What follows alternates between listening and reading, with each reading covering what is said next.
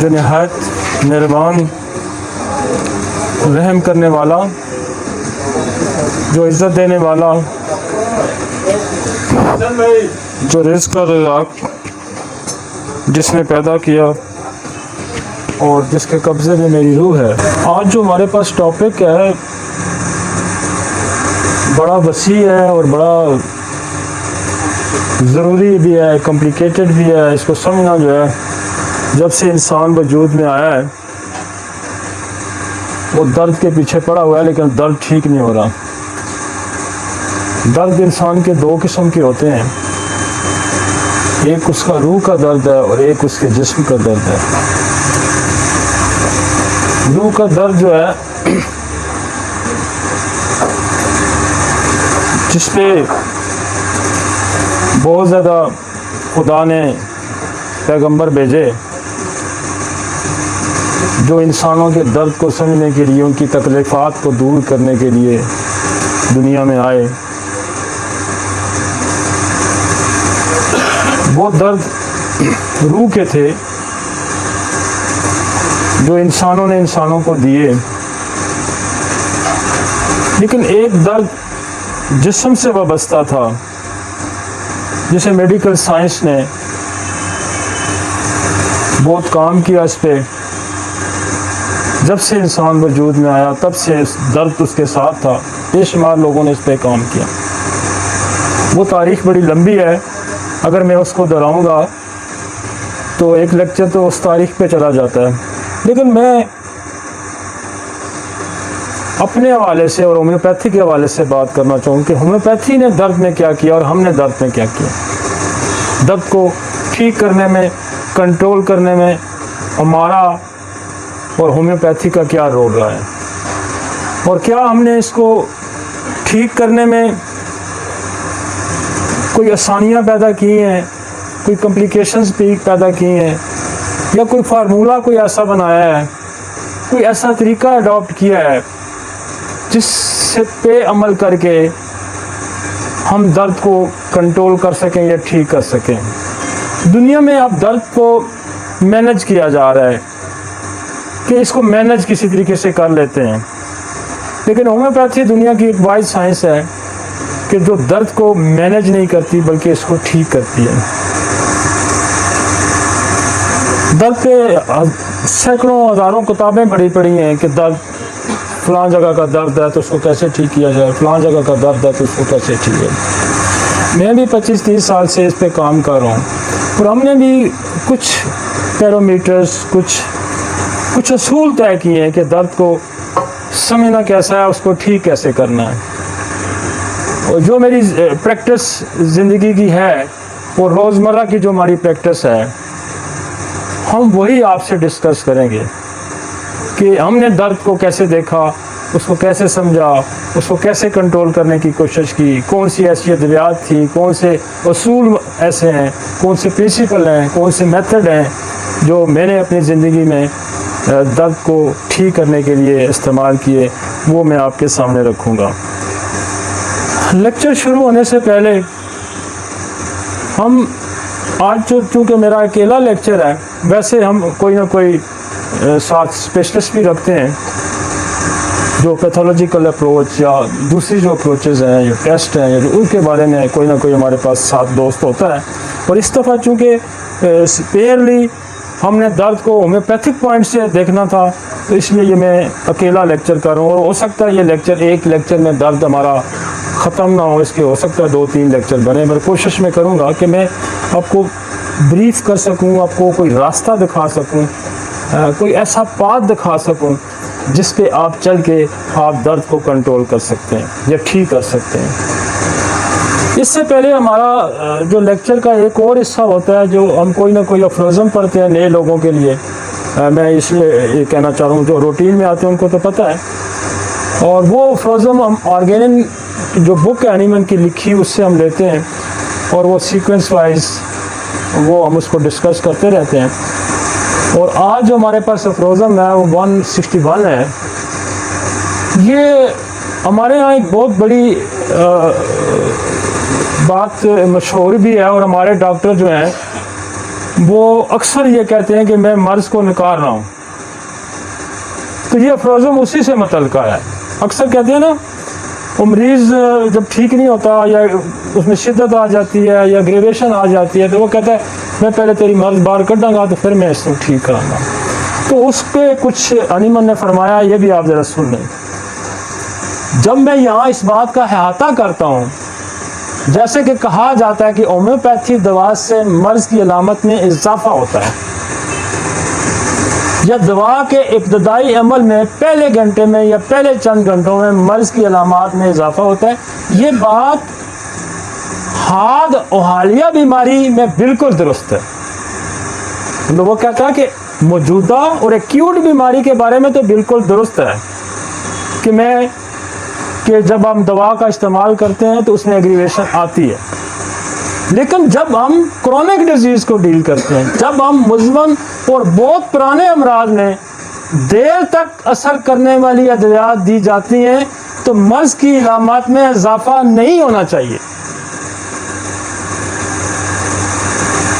تو یہ جو کنسیپٹ ہے اس کو وہ رد کر رہا ہے کہ ایکیوٹ کیسز میں تو مرض کی شدت میں اضافہ ہو سکتا ہے، لیکن وہ کہتا ہے کہ مزمن اور بہت پرانے امراض میں دیر تک اثر کرنے والی ادویات دی جاتی ہیں تو مرض کی علامت میں اضافہ نہیں ہونا چاہیے، اور ایسا ہوتا بھی نہیں ہے.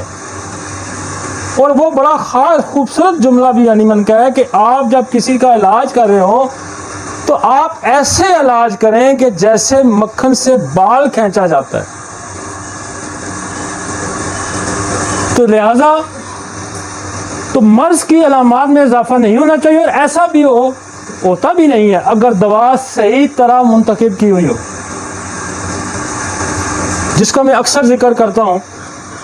اور وہ افروزم جو ہے یہ اس پہ لاگو ہوتا ہے کہ ایک بندے کے اندر میازمیٹک کوئی پرابلم ہے، سائیکوسس ہے، ٹیوبرکلوسس ہے، کوئی سفلیٹک ہے، کوئی ایسا میازم ہے، اور آپ اس کی دوائی غلط سلیکٹ کر دیتے ہیں تو کیا ہوگا؟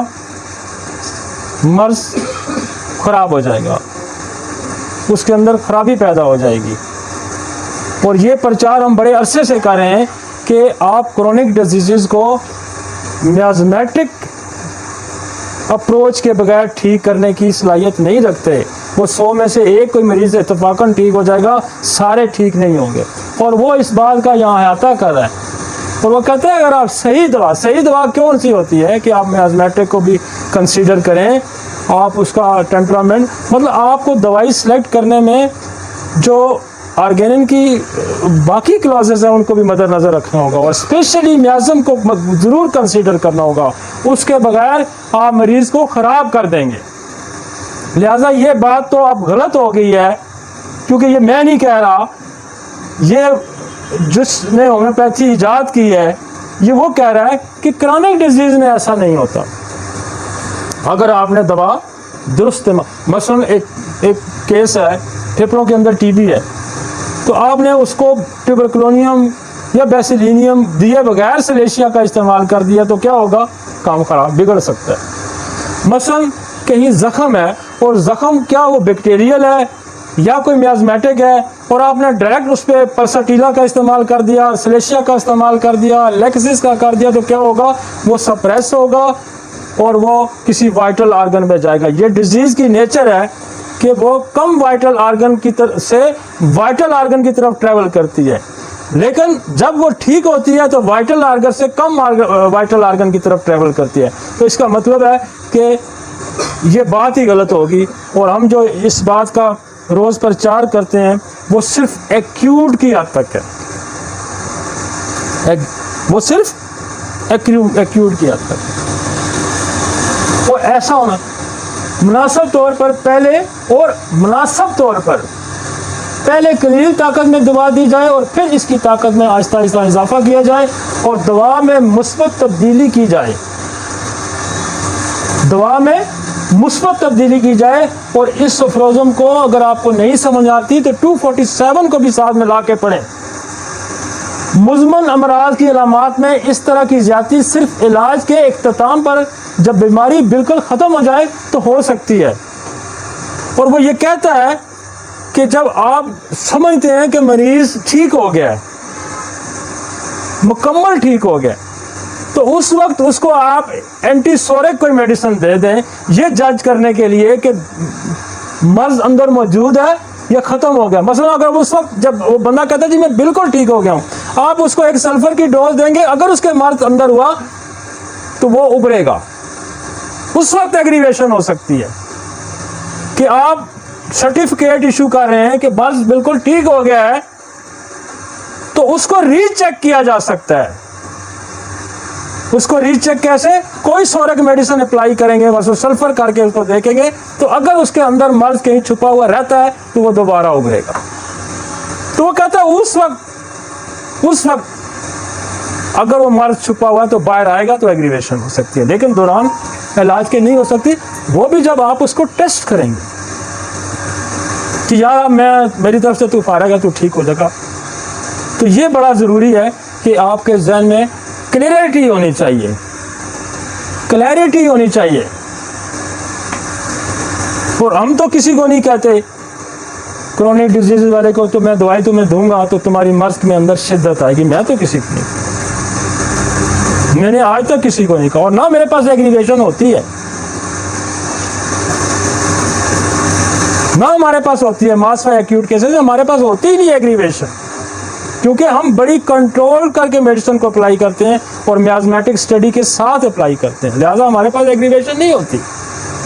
हम वो दवाइयाँ जो सप्रेस करती हैं उनको अगर जब हम देते भी हैं तो बड़ा कंट्रोल करके देते हैं, उनके पीछे मियाज़मेटिक मेडिसिन लगा के हम देते हैं ताकि वो बैक प्रेशर ना मारें, पीछे की तरफ ना जाएं, रिवर्स ना जाएं।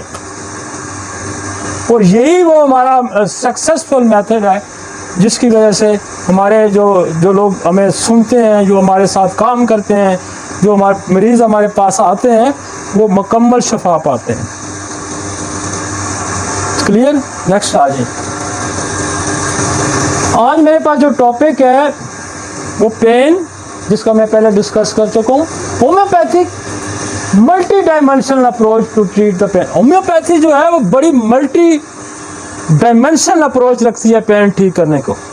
हम सिर्फ पेन किलर नहीं देते, और पेन किलर देने का मकसद ये है कि आप वही फ्रोजन दोबारा लागू हो जाता है कि आप मर्ज को दबा रहे हैं, उसको सप्रेस कर रहे हैं, और आप बेशुमार मजीद पेचीदगियाँ उसके अंदर पैदा करने की कोशिश कर रहे हैं। लिहाजा मर्ज का ठीक ना होना आपकी जिम्मेदारी नहीं है। आपकी जिम्मेदारी ये है कि मर्ज को असूलों के तहत, प्रिंसिपल के तहत, जो अल्लाह आपको इजाज़त देता है उसके तहत उसको ट्रीट किया जाए। मर्ज को ठीक करने की जिम्मेदारी आपकी इस हद तक है कि जो नेचर ने आपके ज़िम्मे लगाई है और जो असूल आपके लिए मरतब किए हैं उसने, अगर आप उन असूलों को वायलेट करके किसी को ठीक करने की कोशिश करेंगे तो इसका मतलब ये है कि आप उसको सप्रेस कर रहे हैं, उसको ख़राब कर रहे हैं। नेचर की जिम्मेदारी है ठीक करना, आपकी जो जिम्मेदारी है आप उन असूलों पे कारमंद रहें जो असूल आपने पढ़े हैं, जो आपने समझे हैं, जो इंसानों के लिए बेहतर है। दुनिया में लाखों लोग मरते हैं, हजारों लोग मरते हैं, वो डॉक्टर उनको नहीं बचा सकते, क्योंकि ये कानून फितरत है कि जिसको उसने पैदा किया कुल्लु नफ्सन ज़ायक़तुल मौत, जिसने खुदा ने पैदा किया उसने मौत का जायका। डॉक्टर का काम ये है कि जितना उसके पास इल्म है उसको दुरुस्त तरीके से अप्लाई करे और उसको कंफर्टेबल करे, उसको ठीक करे, लेकिन गलत तरीके से नहीं। अब जब भी कोई against the law of nature, against the system, law of system के अगेंस्ट जब जाएंगे तो आप केस को ख़राब करते हैं। हमने कुछ पैरामीटर तय किए हैं, हमने कुछ असूल मरतब किए हैं कि आप दर्द को कैसे कंट्रोल कर सकते हैं।